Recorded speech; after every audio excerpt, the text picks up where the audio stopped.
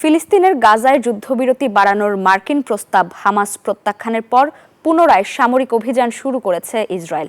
এরই মধ্যে দখলদারদের ভয়াবহ বিমান হামলায় প্রাণহানি 2 শতাধিক ছাড়িয়েছে। বেড়েই চলছে নিহতের সংখ্যা।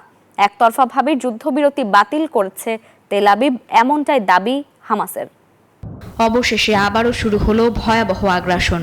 যুদ্ধবিরতির আলোচনা ভেস্তে যাওয়ায় ফিলিস্তিনের গাজায় আবারও বিমান হামলা শুরু করলো ইসরায়েল। এরই মধ্যে প্রাণহানি হয়েছে, বাড়ছে হতাহতের সংখ্যাও। ইসরায়েলি প্রধানমন্ত্রী বেনিয়ামিন নেতানিয়াহুর কার্যালয় জানিয়ে দিয়েছে আরও জোরদার করা হবে হামলা।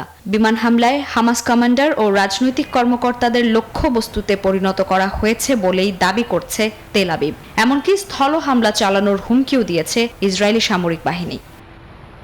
এই ঈদে জামা জুতো অ্যাকসেসরিজের ডিসকাউন্ট। এদিকে সর্বশেষ এই হামলা শুরুর আগে মার্কিন প্রেসিডেন্ট ডোনাল্ড ট্রাম্পের সাথে তেল আবিব পরামর্শ করেছিল বলেই জানিয়েছে হোয়াইট হাউস। প্রেসিডেন্ট ট্রাম্প স্পষ্ট বার্তা দিয়েছেন, হামাস, হুথি, ইরান যারাই কেবল ইসরায়েলকে নয় বরং যুক্তরাষ্ট্রকে আতঙ্কিত করতে চায় তাদের মূল্য দিতে হবে। সমস্ত নরক ভেঙে পড়বে। ভয়াবহ এই হামলার অর্থ হলো একতরফাভাবে গাজায় 19 জানুয়ারি থেকে শুরু হওয়া যুদ্ধবিরতি শেষ করছে ইসরায়েল। এমনটাই দাবি করছে ফিলিস্তিনের স্বাধীনতাকামী সংগঠন হামাস। Desk report, news 24।